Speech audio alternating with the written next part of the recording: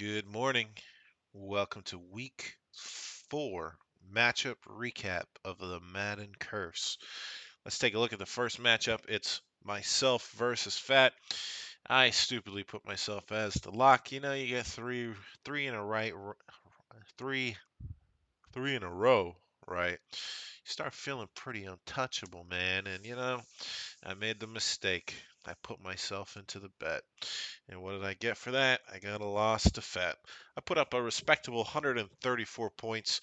The Bucks crew actually led the way. They all played last for me, so it looked really bad most of the day.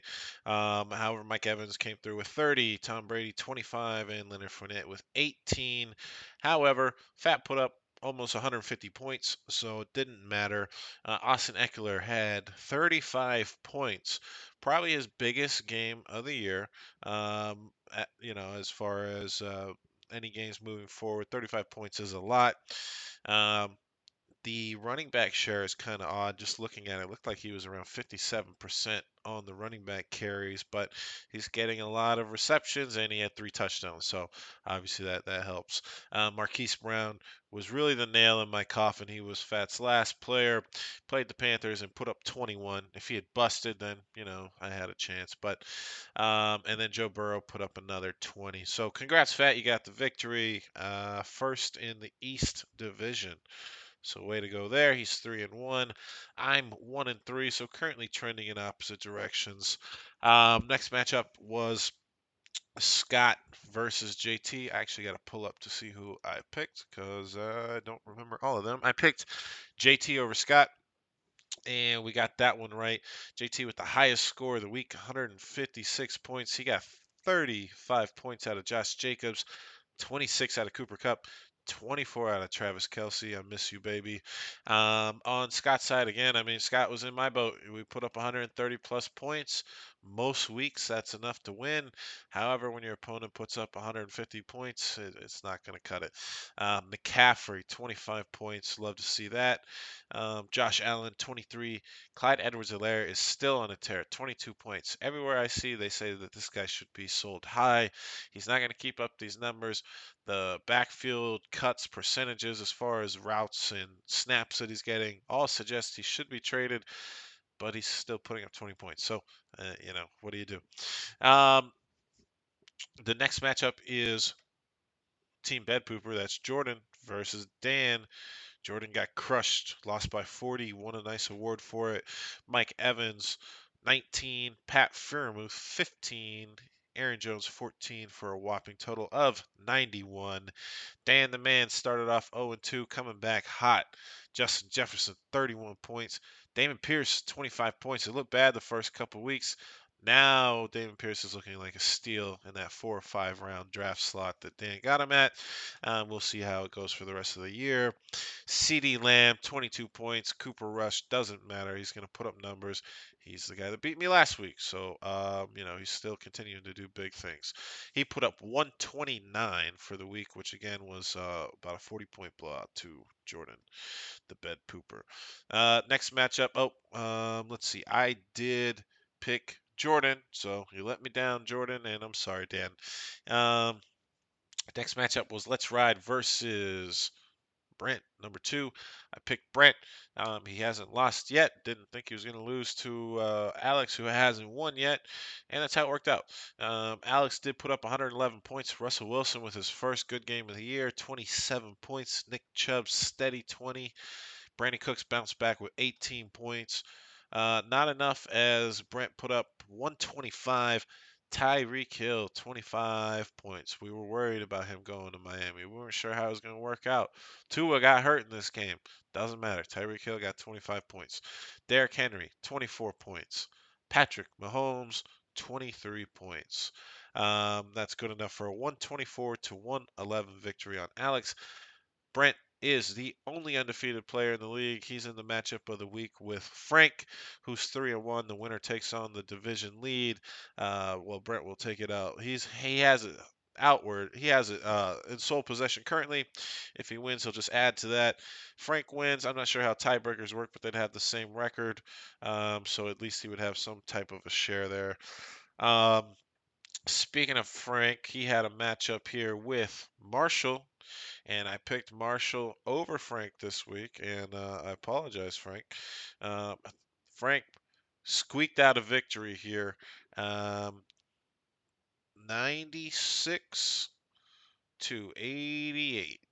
Um, this was right there with the game of the week. I didn't do the math because whatever, but it's looks like they were 8 point difference, and the next matchup was a little under six. They put up a few more points, so that's why I picked them anyways. But looking at Frank and Marshall, like I said, Frank won. He's 3-1 now. He put up 96 points. Usually under 100, it's tough to win, but hey, you get the right matchup. It doesn't matter. His top performer was the San Francisco defense last night. Put up 22 points. I actually saw this last night before the game was over. There was a quarter left. I think Frank was up 2 points. He had the defense left, and Marshall had Debo Samuel. He had one other player. I'm gonna go look at it now that I'm peaked. He had Debo and George Kittle. And I said, there's no way he's going to win this because the defense is going to give up some points, and those guys are going to put up some points. Well, that's not what happened. The defense ended up with 22. I think they only had maybe 8 points when I was looking at it at the time. So, not at all what happened. Um, so great job there with that defense. Frank Marshall, he came through. We got to get back to week 4. Let's look at his top players. Debo Samuel, 24 points. Jalen Hurts with a quiet 16, and then AJ, 15 points, which led to him putting up 88 points for the week. It's 2-2 for the year. Like I said, Frank's 3-1. Trying to take a piece of that Western Division next week against Brent. Last matchup. This was T versus Jason. I picked Jason. Jason got the W. 121 to 115. This was the closest matchup of the week. Jason had 30 points out of Miles Sanders. Who thunk it, man? Who thunk it? I had him faded in the draft. Kyler Murray, 23 points. Beat the shit out of the Panthers. I hate you, Kyler Murray. Devontae Adams, 20 points. That was good enough to get the victory over T, who did have the highest performer of the week. TJ Hawkinson put up 40 points. T. Higgins put up 25. Jeff Wilson with 13. So as you can see, he got 75 points out of 2 players, and then he got 30, 40 points out of the rest of them. So, a little more consistency in the lineup might have helped him out there. But it is what it is, right? T is 1-3, so he's in the same position as myself. Jason 2-2 in the East Division. If you ask him right now, I'm sure he'll tell you that he loves his team. We're gonna go ahead and look at the newest rankings. I've updated them. I kind of quit using the website. I'm pretty sure that it's just going to rank me high because I pay them money. So I went a little bit more with current standings and just kind of, listen to my heart, baby. Listen to that heart a little bit. So in the 12th spot, Alex, you deserve it. 11, T. 10, Lando. Ouch. 9, Scott. 8, Dan. 7, Jason. 6, Jordan. 5, Marshall. 4, JT. I believe this was the highest rise in the standings. He was ninth last week, went up to 4th. So congrats there. Number 3, Fat. Number 2, Frank. Number 1, no surprise, Mr. Undefeated. He should change his name to that, Mr. Undefeated. Number 2 doesn't suit you, Mr. Undefeated. Brent. All right, guys. We will be back in a couple days for matchup reviews for week 5, and I'll give you some sexy predictions.